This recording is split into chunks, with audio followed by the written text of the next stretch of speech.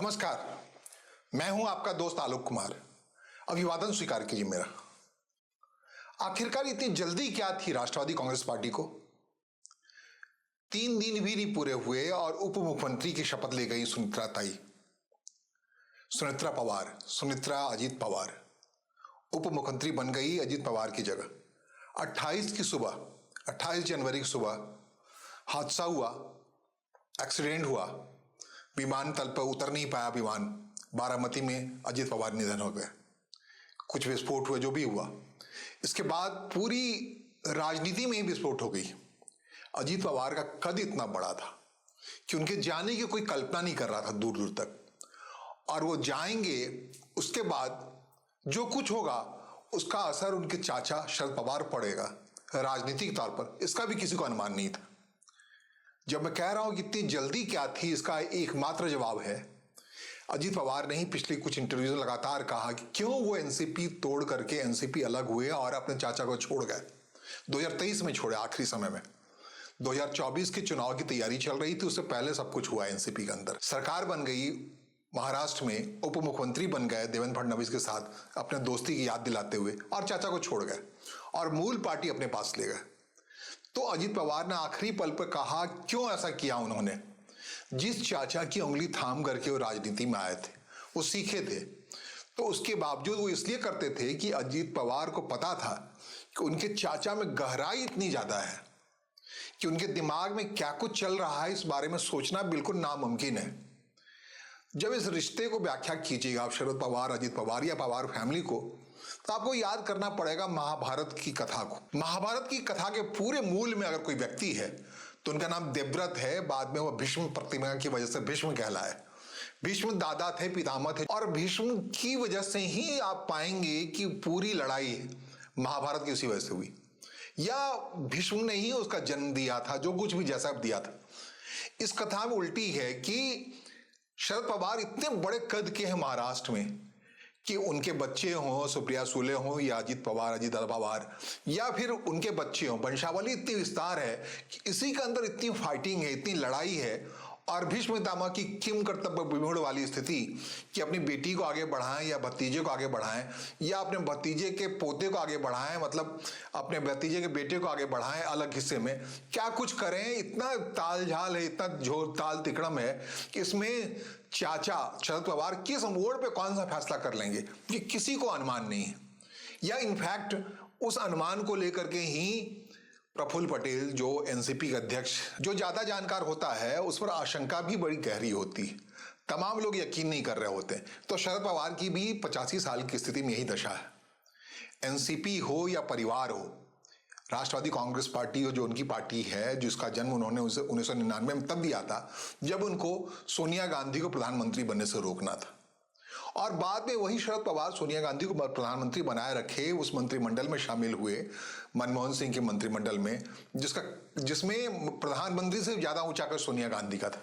तो भाई, जिसको आप रोके प्रधानमंत्री बनने से, वो प्रधानमंत्री से भी बड़ी हो गई। मतलब प्रधानमंत्री से बड़ी कैसे हो गई ये बताना समझना जरूरी महाराष्ट्र के संदर्भ में। जैसे बाला साहब ठाकरे थे, वो तमाम मुख्यमंत्रियों से बड़े थे।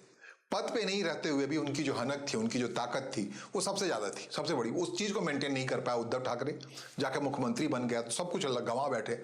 जो एक स्टाइल ऑफ पॉलिटिक्स था बाला साहब ठाकरे का, मुख्यमंत्री की कुर्सी पर कौन बैठेगा वो तय करेंगे, और मुख्यमंत्री से ज्यादा बड़ा अधिकार उनका होगा वो तय करेंगे। मनोहर जोशी को किस दिन हटाना है, किस दिन छगन भुजबल को बिठाना है, किस दिन किसको नारायण राणे को लाके बिठा देना, वो तब तय करते थे। मातोश्री के अंदर तय करते थे। यही सोनिया गांधी तय करती थी। 10 साल तक भारत की राजनीति उसी सोनिया गांधी की इर्द गिर्द घूमती रही, जिस सोनिया गांधी को प्रधानमंत्री बनने से रोकने के लिए एनसीपी का जन्म हुआ, और उसी एनसीपी के नेता के तौर पर शरद पवार उसमें कृषि मंत्री के तौर पर 10 साल तक मौजूद रहे मनमोहन सरकार में।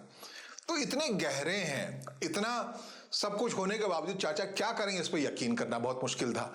इसलिए उस मोड़ पर, जब कहते हैं सूतक तक नहीं उतरा था, 3 दिन हुए थे, जैसे तैसे जल्दी से अस्थि प्रभाव हुआ और सुनेत्रा पवार को लाकर उप मुख्यमंत्री बना दिया गया। और क्यों बनाया गया, जब उप मुख्यमंत्री बनने के लिए निकल गई बारामती से मुंबई के लिए, तब इस बात का भेद का पता लगा। हड़बड़ी में बारामती में प्रेस कॉन्फ्रेंस बुलाया, जो कुछ भी कहा उस प्रेस कॉन्फ्रेंस में वो बड़ा गंभीर था, घातक था। मतलब साफ लगा कि सुनेत्रा पवार को मुंबई ले जाकर के शपथ ग्रहण की जो विधि अपनाई गई वो बिल्कुल सही थी। अगर थोड़ा भी विलंब हो जाता, अगर सुनेत्रा पवार जाकर के शरद पवार के यहाँ चली जाती, उनसे पूछती अनुमति कि ये लोग आए हैं, मुझे ले जाना चाहते हैं मुंबई, तो जाहिर तौर पर शरद पवार की चलती और फिर से एक नया तिकड़म होता। नया तिकड़म क्या होता? 2004 को याद कीजिए, 2004 में एनसीपी और कांग्रेस पार्टी चुनाव मिली थी, 7 लड़के, और एनसीपी का 78 विधायक थे, कांग्रेस पार्टी का 68 विधायक। फिर भी एकदम क्लियर था कि अजीत पवार मुख्यमंत्री की शपथ लेंगे। अजीत पवार ही बहुत खुश थे, क्योंकि महाराष्ट्र की पूरी राजनीति शरद पवार की अजीत पवार ही देखते थे, पूरा स्टेक उनका था। लेकिन जब मुख्यमंत्री बनाने की बारी आई तो अजीत पवार को रोकने के लिए, या जो भी जान रहा हो, जैसा अजीत पवार ने कहा कि क्या उनके मन में चलता रहता है शरद पवार के मन में, सुप्रिया सुले तक नहीं जानती। ये अजीत दादा पवार ने आखिरी इंटरव्यूज में कहा और वजह बताई कि इसलिए उन्होंने एनसीपी तोड़ा, एनसीपी तोड़ के अलग चले आए, क्योंकि बार बार चाचा हाँ ना कहते थे। मोदी जी से बात होती थी उनकी 1 to 1 और उसमें बात लगभग तय हो जाती थी कि अब जाएंगे वो एनडीए की तरफ, लेकिन ना कर देते थे, चले आते थे विकास आघाड़ी की तरफ। और ये हाँ ना में कोई नहीं पढ़ पाता था। आखिर में बिल्कुल पेशेंस जब लूज कर गए अजीत पवार, तो उनका कहना है 2023 में उन्होंने आखिरकार जाकर के एनसीपी बना लिया, क्योंकि उन्हीं के सिखाए हुए थे, उन्हीं के उस्तादी थे। कहते हैं कि भीष्म को जब मृत्युशैया पर लेटना पड़ा तो उसने उसी अर्जुन से आग्रह किया जिनको उन्होंने सिखाया था अग्निमान चलाना, तमाम वाहन चलाना, कि मेरे मृत्युशैया के लिए तुम जमीन पे कुछ ऐसा बना दो वाहन चला करके जहां पे मैं लेट पाऊं। तो शरद पवार और अजीत पवार का यही रिश्ता था कि जो अर्जुन और भीष्म का रिश्ता था, कि विपक्षी खेमा में थे अर्जुन, भीष्म को मजबूरी बस या जो भी कारण रहा हो महाभारत का, उनको रहना पड़ा दुर्योधन के हिस्से में अपनी की स्थिति से। यही स्थिति थी शरद पवार की। शरद पवार विपक्ष में खड़े रहे और उसी अजीत पवार ने जब उनको ताकत के साथ हराना शुरू किया तो हो सकता है कि बरहरा मुस्कुराते थे वो शरद पवार। लोग कहते हैं कि भाई चलो आपने सिखाया हो, अपने घर का बच्चा ऐसा कर रहा है, लेकिन छेड़ने से बाज नहीं आते थे। अजीत पवार का जब अभ्युदय हो रहा था, कहते हैं, तो अजीत पवार के भतीजे, उनके बच्चों के बजाय उनके भतीजे, अजीत पवार के भतीजे रोहित पवार हो, योगेंद्र पवार हो, उसको अपने हिसाब से चाचा श्रेय देते थे, बढ़ाते थे, फुलझड़ी घर में लगाया करते थे ताकि आवाज करते रहे, फुसफुसाहट आए, रोशनी जलती रहे। तो ये मुश्किलात थे इनके जिंदगी के, अजीत पवार के। तो इसलिए आखिरी मोमेंट पे शरद पवार कुछ ऐसा कर देंगे, जैसा कि प्रेस कॉन्फ्रेंस में उन्होंने किया। प्रेस कॉन्फ्रेंस में बुला के कहा कि भाई पिछले 4 महीने से अजीत पवार से बात चल रही थी जयंत पाटिल की, कि विलय हो जाएगा, दोनों धड़ा एक हो जाएगा।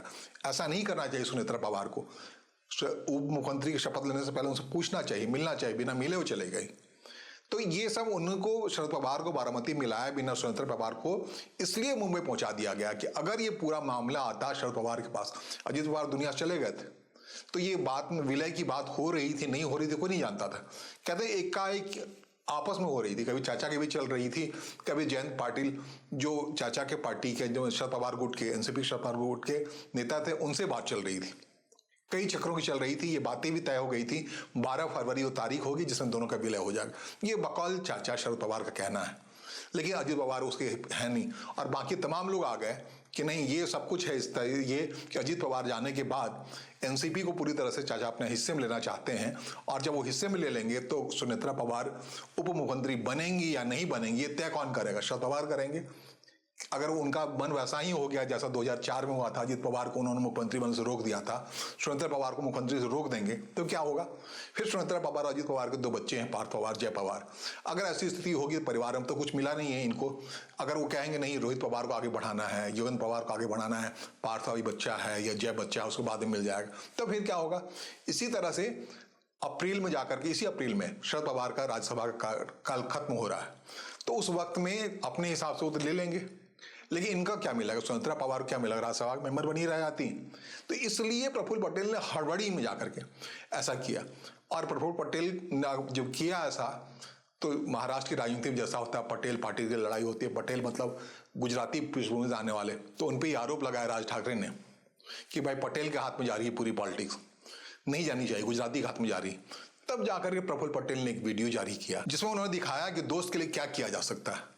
बड़े भावनात्मक स्टाइल का वीडियो है वो, देखिए चलता हुआ, जो ट्विटर हैंडल से प्रफुल्ल पटेल ने अपने हिसाब से किया है, अपने बताने के लिए कि उन्होंने क्यों ऐसा किया। सुनेत्रा पवार को ऐन मौके पर ले जाकर के उप मुख्यमंत्री की शपथ दिला दी, वो कोई पाप नहीं है। उन्हें राज्यसभा से इस्तीफा दिला करके उप मुख्यमंत्री कुर्सी पर बैठा दिया, कोई पाप नहीं है।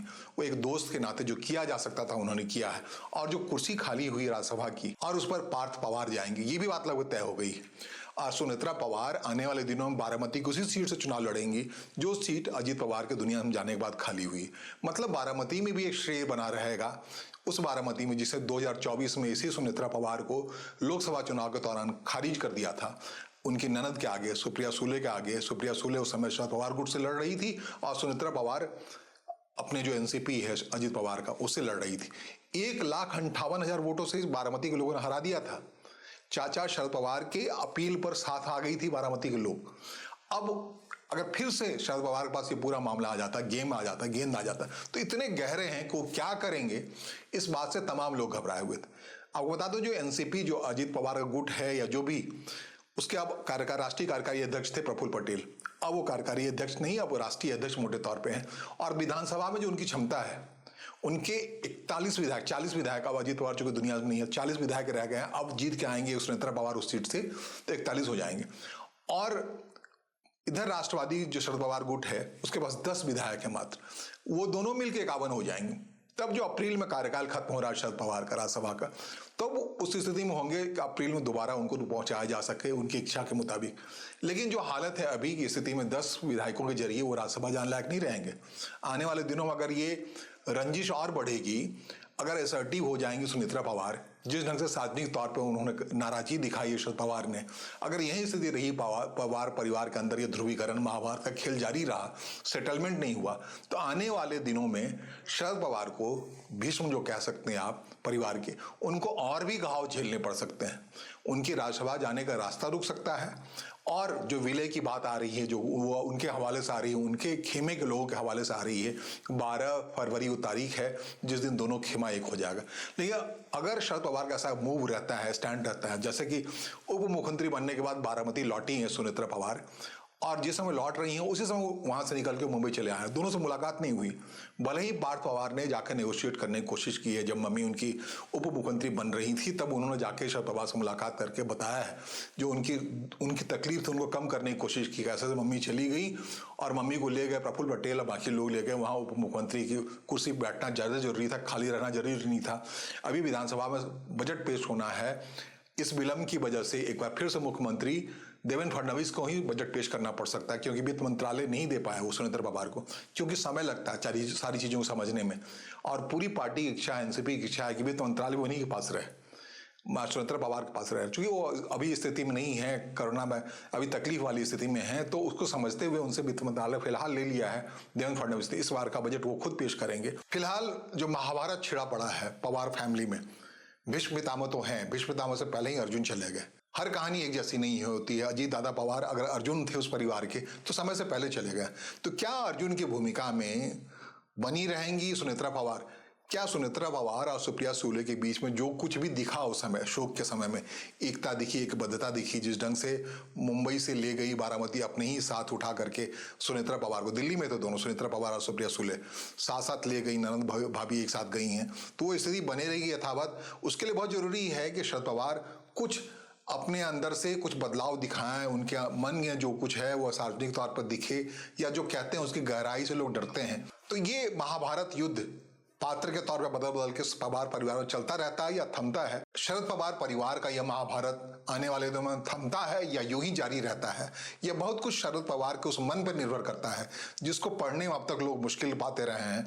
उनको थोड़ा सा गुत्थी सुलझाना पड़ेगा, समझाना पड़ेगा कि परिवार एक साथ रहे तो ज्यादा ताकत होगा उसमें, नहीं तो आने वाले दिनों में जानते हैं क्या होगा। उसमें पार्थ पवार और जय पवार भी एक नए महाभारत का कारण बन सकते हैं, क्योंकि ये तय होना बाकी है। पार्थ पवार राज्यसभा जाएंगे, जय पवार क्या करेंगे?